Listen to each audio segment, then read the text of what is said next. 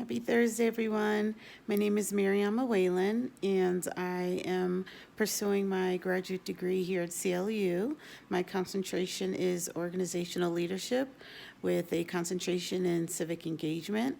I'm originally from the state of Maryland, and I recently relocated to the state of New Mexico. I serve as a labor employee relations officer at one of the universities here for the state of New Mexico.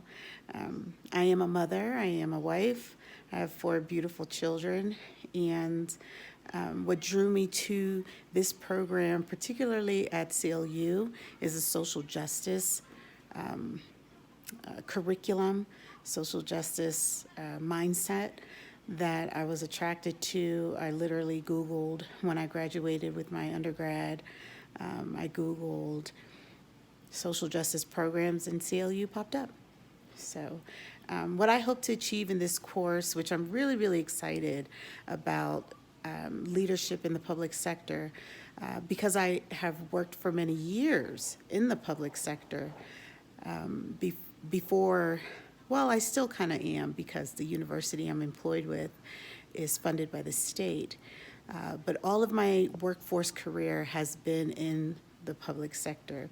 And so I'm looking forward to just diving a little bit deeper, getting more access to resources and information that will help me navigate as a stronger leader in the public sector. So part 2 of this discussion question talks about or inquires about 5 specific leadership skills that I can draw upon.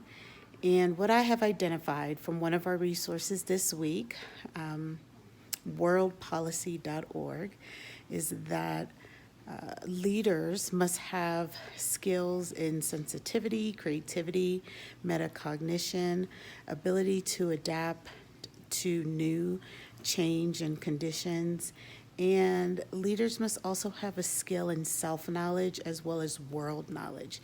I really, really like what worldpolicy.org is sharing in this.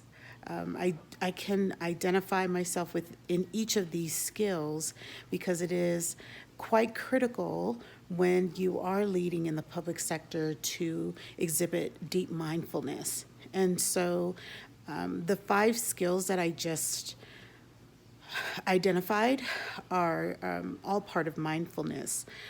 Sensitivity, it's always right and proper to treat people with dignity and respect, right? And in order to do that, you have to have a level of sensitivity. You have to be able to meet that person where they are.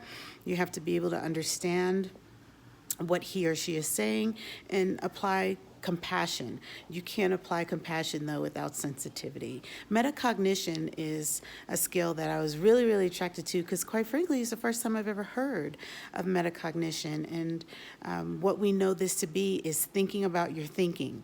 So whereas I spend a lot of time as a professional thinking about my own thinking, I never have been able to define it. Right? So the fact that metacognition, it is a concept, it is a practice, it is a skill, is quite enlightening. The ability to adapt to new changes and conditions, oh my gosh. I think that leaders in this time of COVID, if you were unable to adapt to new changing conditions, this will by far be your opportunity to begin practicing that.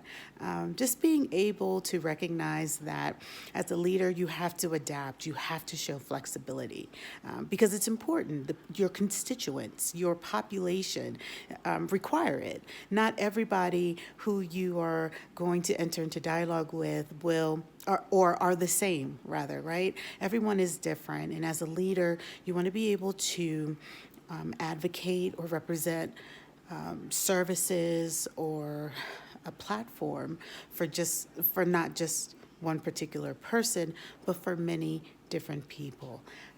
So self-knowledge and world knowledge is also quite critical. I haven't been feeling too well for the past few days. However, today I paid attention despite not feeling too well, I paid attention to tonight's presidential debate. And what I was able to pick up very strongly from one of the candidates, former Vice President Biden, he was able to touch on knowledge from around the world, right? He was able to cite global knowledge that is relevant to both the micro and the macro issues of the nation.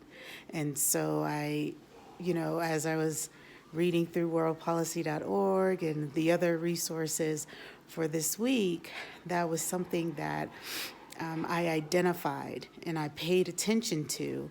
And I even realized that, when you activate self-knowledge, being able to know yourself, right? Being able to feel confidence in who you are and what you have achieved intellectually is dynamic. It's absolutely dynamic.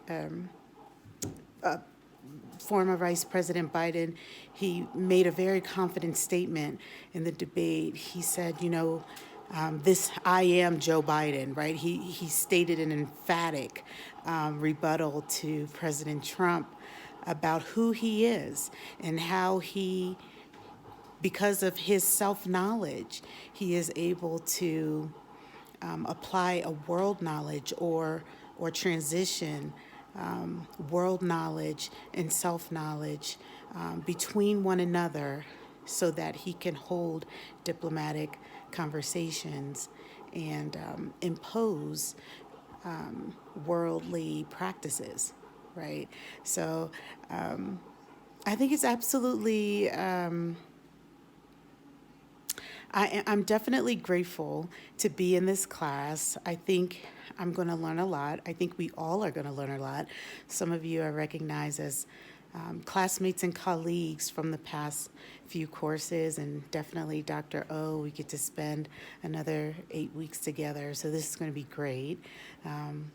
But in all things, there's no but in all things, I will say that leadership skills are so critical to the movement of the world.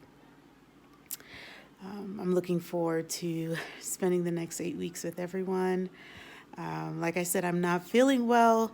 That's why I have a scarf around my neck and I have a blanket. However, being able to submit this assignment tonight is definitely the highlight of my past few days. So please excuse my appearance, and I hope you are able to hear and interpret what I'm saying clearly. Thank you all. Take care, and I look forward to the next 8 weeks. Bye-bye.